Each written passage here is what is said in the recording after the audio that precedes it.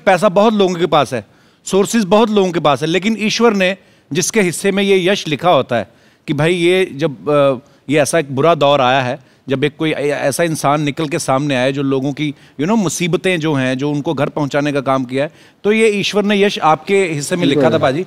और ये कभी भी प्लानिंग से नहीं होता है।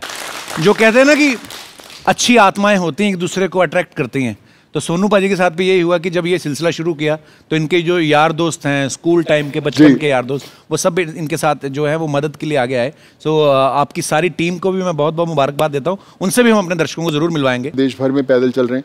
एंड देन आई थॉट कि, और जब वापस भी मैं वहाँ से आ रहा था थाने से, पूरे रास्ते में सिर्फ माइग्रेंट्स जो हर ब्रिजेस के नीचे बैठे थे लाखों की गिनती में, तो मुझे लगा कि यार ये इन 350 से खानी थमने वाले नहीं, हमें सबको घर भेजना है। सबको सोनू सूद जो है वो अपने बेटे की तरह लग रहा है। और मैं पाजी को भी यही बोल रहा था, मैंने कहा यार जो आदमी ऐसा बिल्कुल निस्वार्थ होकर और दिल से ऐसे कोई काम करता है मानवता के लिए, किसी के भले के लिए, ईश्वर उसको कई गुना बढ़ा के देता है। वो खुशियों के रूप में हो सकता है, वो किसी भी रूप में हो सकता है। मैं आपको बताता हूँ भाई कि अभी ऐसी कोई स्टेट नहीं जहाँ पे हम लोगों ने भेजा। सबके पास मेरे नंबर हैं, उनके पास, मेरे पास उन सबके नंबर्स हैं। सोनू जी ने अपने बड़े भाई का रोल अदा किया है, बिकॉज आप पहले कभी मिले नहीं है शायद, ऐसे ही सोशल मीडिया के थ्रू आप लोग मिले और इन्होंने आपको घर पहुंचाया। सो इनके लिए हमेशा दुआ करते रहना आप। और ये बात बैक स्टेज सोनू बाजी मुझे बता भी रहे थे कि ये जो सिलसिला चल रहा था लोगों को घर पहुंचाने का, तो सडनली आपके साथ इनकी मुलाकात हुई सोशल मीडिया पे। And Kapil sir, you also pray for me कि अगले साल मैं दोबारा रिंग में वापस आऊँ, क्योंकि पहले तो मेरी उम्मीद छूट चुकी थी कि मैं खेलूंगी भी या नहीं खेलूंगी। सर अभी दोबारा खेलूंगी तो आपके कारण खेलूंगी। Thank you so much sir.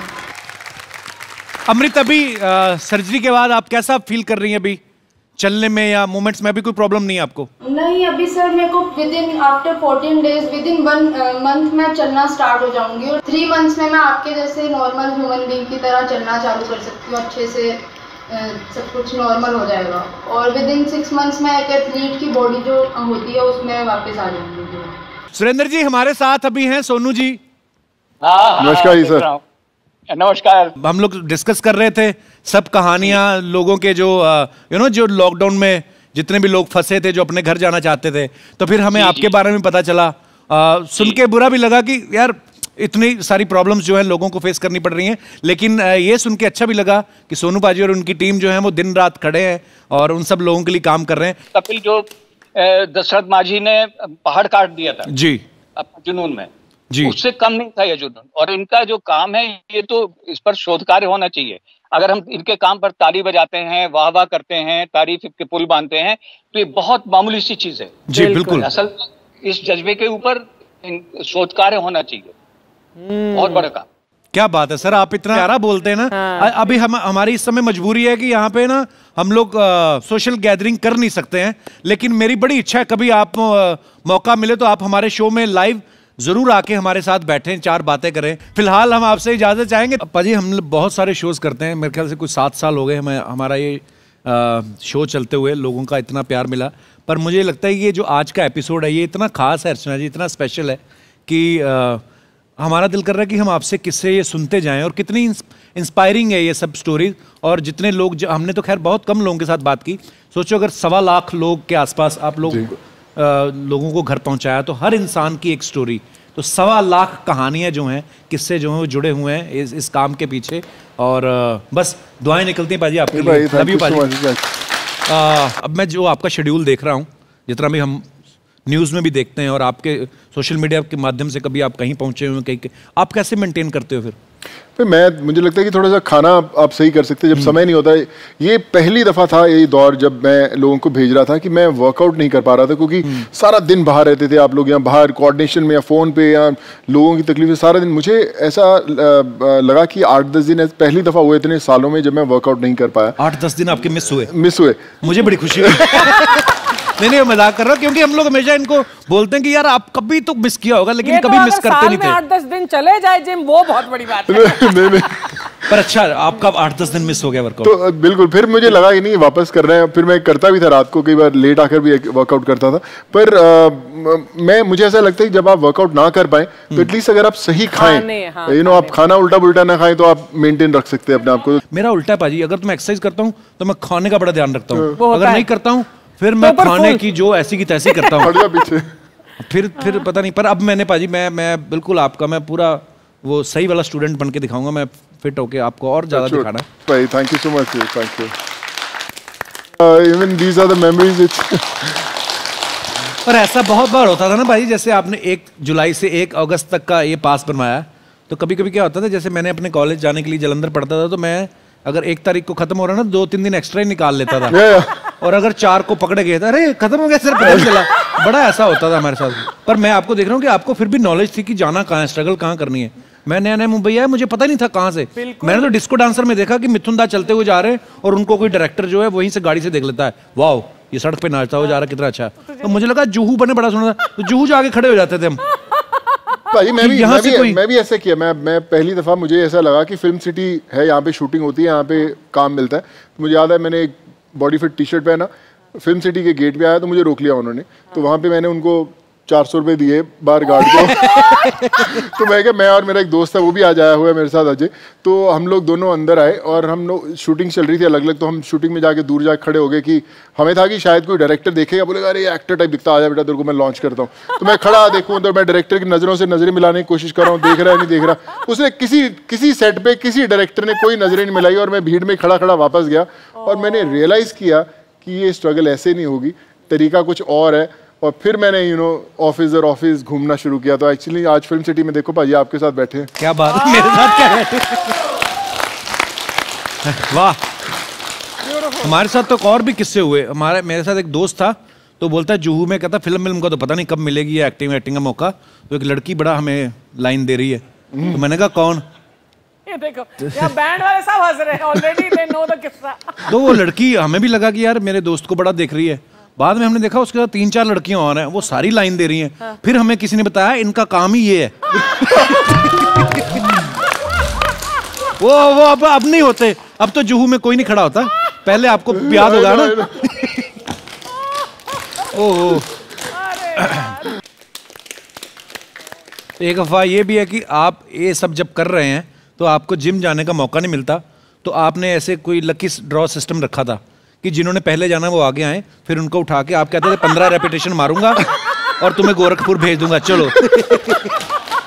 अफवाह है यार ये, मतलब एक अफवाह ये है कि आपकी फ्रेंड जो है फराह खान, वो आपको सोनू स्मूच बुलाती हैं। सोनू स्मूथ बुलाती हैं। सोनू स्मूथ या ये क्यों? हैप्पी न्यू ईयर में हमारी जब शूट शुरू हुई थी तब सब लोग मुझे बोलते थे यार तू जब बात करता है ना एकदम जैसे दिल में घुस जाता, बड़ा स्मूथली तू मूव करता है ऐसे लाइफ का। तो तेरा नाम आज से सोनू स्मूथ है। तो शाहरुख और फराह ने बोला था कि जब हैप्पी न्यू ईयर के टाइटल्स आएंगे तो सबके नाम आएंगे तो we'll have Sonu smooth as there. तो उन्होंने कहीं पे मेंशन भी किया था। तो आई थिंक यार फराह कॉल्स मी।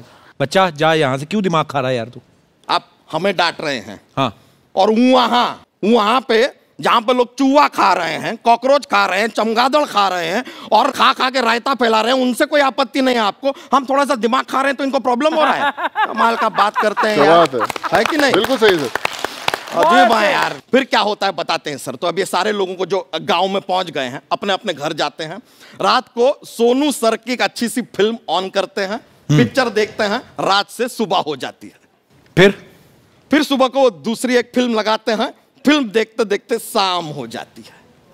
फिर शाम को एक और फिल्म लगाते हैं, देखते देखते रात हो जाती है। कितनी फिल्म देखेंगे? 14 दिन का क्वारंटीन है भाई, फिल्म ही देखेंगे ना, और क्या कर लेगा कोई? आप भी बताइए, और टाइम पास होगा कैसे? पता है कितने सारे यूथ को आप लोगों ने इंस्पायर किया है, और still you guys are doing a great job. अभी भी काम चालू है, और आज इतने बिजी वक्त से आप लोग अपना समय निकाल के आए, तो मैं आपका बहुत बहुत धन्यवाद करता हूं, और god bless you all. Thank you so much. Super. Kapil ji, आपकी इजाजत हो तो मैं एक वाकया आप लोगों के साथ शेयर करना चाहता हूँ। जी सर। तो मुझे याद है पहली ट्रेन जब हमने चलवाई, मई का महीना था, बहुत गर्मी थी, और वो ट्रेन चलाने में थोड़ी देरी हो गई। सोनू सर खुद थाने स्टेशन पर रात को 1:30 बजे तक थे। फिर उन्होंने कहा कि के अब मैं जाता हूँ। मैंने बोला सर आप फिक्र मत कीजिए, आप जाइए। गाड़ी में बैठने के 5 मिनट बाद उनका फ़ोन आता है कि के गर्मी बहुत है, ट्रेन में बच्चे हैं, पानी वानी खाना है। मैंने बोला पानी बहुत है। तो बोले एक काम कर, अगर पानी ज़्यादा है तो हर एक को 2-2 बोतलें दे दे। मतलब इतना अटेंशन टू डिटेल इनका रहा है। लास्ट मिनट माइल तक भी हर ट्रेन में साथ में आए, हर बस में वो साथ में खड़े रहे। ये नहीं कि मतलब खाली पीछे से चला रहे हैं और ऑपरेशन सारा हम कर रहे हैं। तो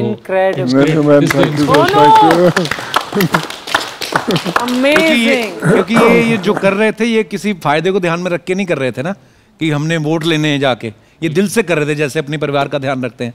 सो भाई मैंने जैसे पहले कहा, ये ऊपर वाला बहुत गुना देने वाला है आप सबको, और आप सब काबिले तारीफ काम कर रहे हैं, और आप सब हीरोज हैं हमारे। God bless you all. Kapil ji, I like to share something. हम लोगों ने मतलब लोगों को घर तो भेजा ही है, पर सोनू जी ने काफ़ी लोगों की साइकोलॉजिकल काउंसलिंग भी की है। क्योंकि शुरू में क्या हुआ, वी डिडंट नो कि कैसे परमिशन आएगी, क्या होगा। हमने लोगों को बस में बिठा दिया, हमारे पास परमिशन नहीं है, और वो पूछी जा रहे हैं कि अरे हमें क्यों आप बोले जा रहे हो, बस कब चलेगी। बस में बिठाया है सिर्फ बिठाने के लिए, और हम एक्चुअली सोनू जी फ़ोन कर रहे हैं परमिशन के लिए, और फिर 1-1 घंटा लोग बस में बैठे हैं, और उनके पास एक बहुत फियर होता है उनके अंदर कि शायद हम जा पाएंगे या हम नहीं जा पाएंगे। माहौल ऐसा था ना कि सबको लगता था कि यार यहाँ से निकल के रास्ते में ना फंस जाए, या यहाँ से निकलेंगे भी कि नहीं। बट फाइनली जब वो बस चलती थी और जो उनके वो चेहरे होते थे खुशी से भरे और आंखों में आंसू, that is like a sight to behold. आज तक शायद मैंने ऐसा साइट कहीं नहीं देखा होगा। नहीं सोनू?